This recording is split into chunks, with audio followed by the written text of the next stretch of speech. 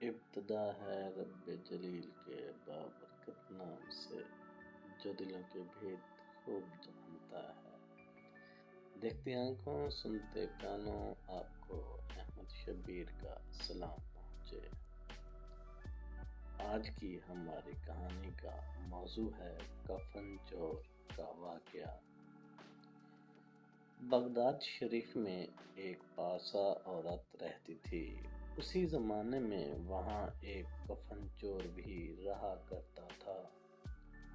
جب وہ پارسا عورت اس دنیا سے رخصت ہوئی تو اس کفن چور نے بھی اس کا جنازہ پڑھا تاکہ اس کی قبر دیکھ سکے۔ جب رات ہوئی تو وہ کفن چور اس پارسا عورت کی قبر پر گیا اور قبر کھودی۔ جب اس نے کفن کو ہاتھ لگایا تو اس پارسا عورت نے چور کا ہاتھ پکڑ لیا اور کہا، اللہ کی شان ہے کہ ایک جنتی کسی دوسرے جنتی کا کفن چرا رہا ہے۔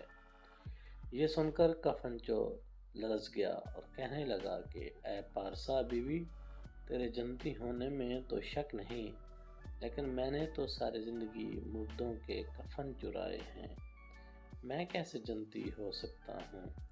اس پر وہ عورت بولی، اللہ تعالیٰ نے مجھے بخش دیا اور جس نے میرا جنازہ پڑھا اسے بھی بخش دیا، تو نے بھی میرا جنازہ پڑھا ہے۔ اس پر وہ کفن چور شرمندہ ہوا۔